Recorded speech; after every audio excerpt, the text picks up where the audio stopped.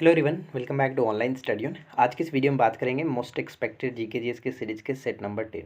उम्मीद करते हैं कि 1 से लेकर के 9 सेट तक आपने सभी वीडियोस को देख लिया होगा और 10 तक जब सेट कंप्लीट हो जाता है तो हम 1 से लेकर के 10 तक का मास्टर वीडियो अपलोड कर देंगे ताकि आप रिविजन्स कर सको। तो चलिए शुरू करते हैं।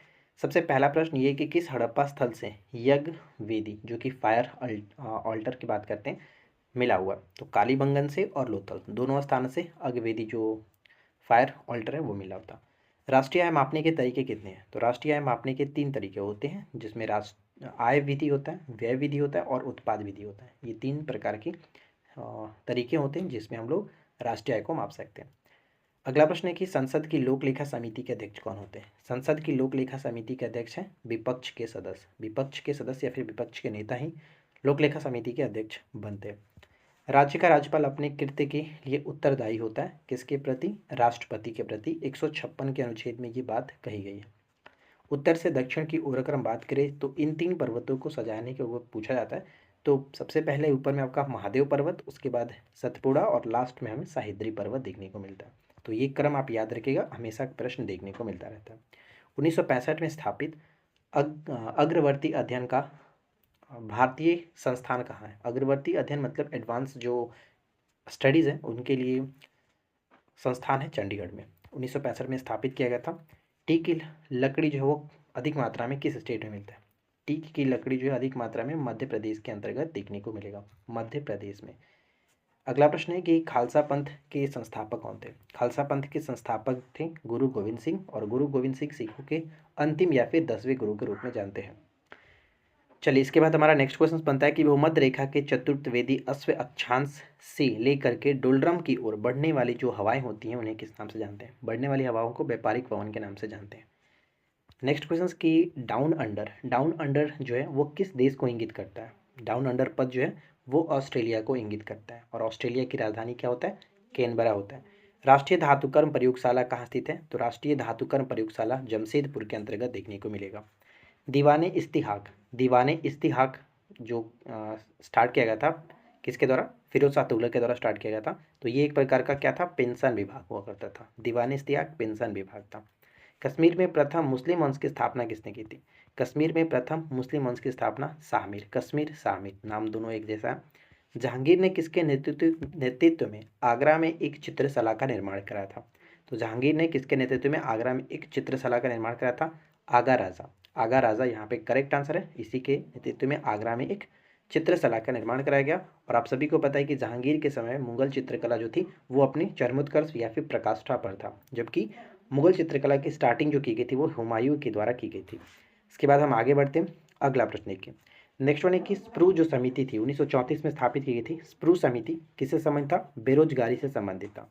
इंडिया फॉर इंडियंस के लेखक कौन है? इंडिया फॉर इंडियंस के लेखक है Chittaranjan Das. India for Indians के लेखक चित्तरंजन दास। और जबकि एक नारा दिया गया था भारत भारतीयों के लिए, वो नारा किसने दिया था? आर्य समाज के द्वारा दिया गया था। आर्य समाज के द्वारा नारा दिया गया था भारत भारतीयों के लिए। अगला है कि पालखेड़ा का युद्ध का समापन कब हुआ? पालखेड़ा का युद्ध, एक होता है खेड़ा का युद्ध जो कि 1707 में हुआ था, 1708 में हुआ था, और एक होता है पालखेड़ा का युद्ध जो कि 1728 में हुआ था। और इसका समापन जो हुआ था किस संधि के द्वारा? तो मुंशी शिवगांव की संधि के द्वारा, मुंशी शिवगांव की संधि के द्वारा। तो ये चीज़ आपको याद रखना है। पालखेड़ा का युद्ध किसके बीच के बीच? तो बाजीराव प्रथम और हैदराबाद के निज़ाम के मध्य हुआ था, जिसमें बाजीराव प्रथम विजयी रहा। इंद्रजीत गुप्त समिति, इंद्रजीत गुप्त समिति जो है उसका संबंध किससे है? तो चुनाव सुधार से संबंधित है, चुनाव सुधार से संबंध रखता है। लोक लेखा समिति का अध्यक्ष कौन होता है? विपक्षी दल से होता है। ऊपर में क्वेश्चन हमने देखा था। लोक लेखा समिति में टोटल 22 सदस्य होते हैं, जिसमें से 15 सदस्य आपके लोकसभा से और 7 सदस्य राज्यसभा से होते हैं, तो इसको ध्यान रखिएगा। जबकि प्राक्कलन समिति में टोटल 30 सदस्य होते हैं और सभी के सभी सदस्य लोकसभा से ही होते हैं। राष्ट्रीय विकास परिषद को सुपर कैबिनेट की संज्ञा दी गई है, ध्यान रखिएगा। सुपर कैबिनेट किसे कहा जाता है? राष्ट्रीय विकास परिषद, जिसकी स्थापना 6 अगस्त 1952 को की गई थी। और ये संज्ञा जो सुपर कैबिनेट दी गई थी किसके द्वारा? तो के संथानम के द्वारा, के संथानम के द्वारा दी गई थी। चलिए, इसके बाद आगे बढ़ते हैं।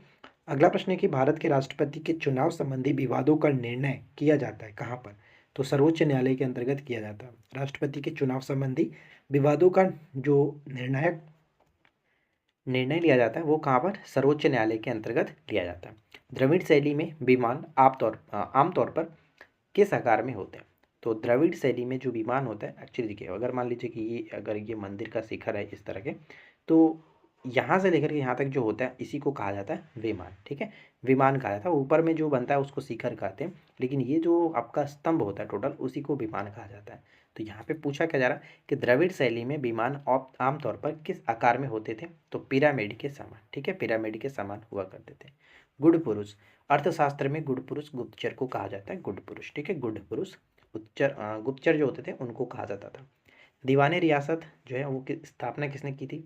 दीवाने रियासत अलाउद्दीन खिलजी, अलाउद्दीन खिलजी के समय में हुआ था दीवाने रियासत। बहमनी राज्य की मुद्रा का नाम क्या था? बहमनी राज्य में मुद्रा जो थी उसको हुड के नाम से जाना जाता था, हुड। 1857 की क्रांति के संबंध में किसने कहा था कि यह हिंदू एवं मुसलमानों का एक षड्यंत्र था? हिंदू एवं मुसलमानों का एक षड्यंत्र था। तो ये जो बात कही गई थी जेम्स आउटरम के द्वारा की गई थी। जेम्स आउटरम और टेलर थे, डब्ल्यू टेलर, इनके द्वारा कहा गया था। प्रताप जो समाचार पत्र है, प्रताप समाचार पत्र का प्रकाशन किसने किया? गणेश शंकर विद्यार्थी। प्रताप समाचार पत्र गणेश शंकर विद्यार्थी। इंडिया इंडिपेंडेंस लीग की स्थापना किसने किया था? इंडिया इंडिपेंडेंस लीग के संस्थापक कौन थे? तो रास बिहारी बोस, रास बिहारी बोस। 1923 में गठित भारतीय छटनी समिति, 1923 में गठित भारतीय छटनी समिति का संबंध किससे है?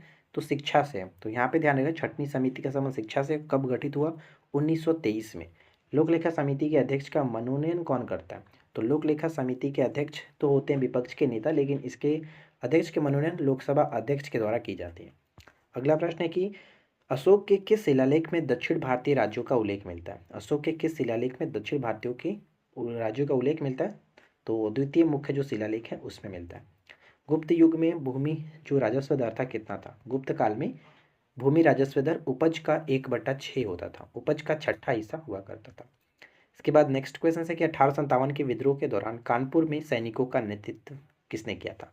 ध्यान रखिएगा, यहाँ पे सैनिकों का नेतृत्व पूछा गया। सिर्फ और सिर्फ कानपुर से तो नाना साहब थे, लेकिन सैनिकों का नेतृत्व तात्या टोपे ने किया था। जिस तरह से दिल्ली की बात करते हैं, दिल्ली में 1857 की क्रांति का नेतृत्व करता थे बहादुर शाह द्वितीय, लेकिन अगर सैन्य नेतृत्व करता पूछा जाए तो वहाँ पे बख्श खां को टिक करते हैं। ठीक है, 1857 के विद्रोह में अंग्रेजों का सबसे कट्टर दुश्मन कौन था? सबसे कट्टर दुश्मन था अहमदुल्ला शाह, सबसे कट्टर दुश्मन अहमदुल्ला शाह।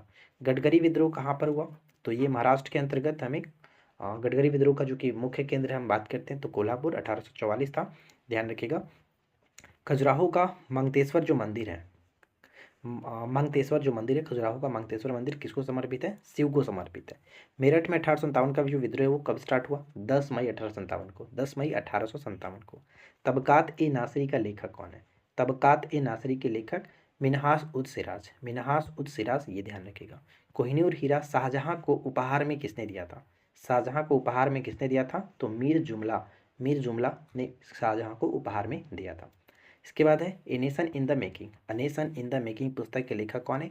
सुरेंद्र नाथ बैनर्जी, सुरेंद्र नाथ बैनर्जी। अपवाह सिद्धांत या फिर ड्रेन थ्योरी किसने प्रस्तुत किया था? तो दादा भाई नौरोजी ने इसको प्रस्तुत किया था। Grand old man of India के नाम से इनको जाना जाता है। ईस्ट इंडियन एसोसिएशन की स्थापना 1866 में इन्होंने कराया था, लंदन में स्थापना कराया था, ये भी याद रखिएगा। लैंड होल्डर सोसाइटी की स्थापना 1837 में, लैंड होल्डर सोसाइटी की स्थापना 1837 में, जो कि जमींदारों के लिए किया गया था द्वारका नाथ टैगोर के द्वारा, तो ये ध्यान रखेंगे।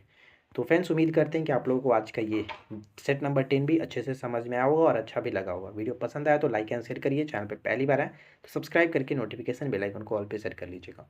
1 से लेकर के 10 तक हम मास्टर वीडियो आपको प्रोवाइड करा देंगे, आप रिविजन्स कर लीजिएगा। चलिए मिलते हैं नेक्स्ट क्लास में। Thanks for watching, keep learning, have a good day.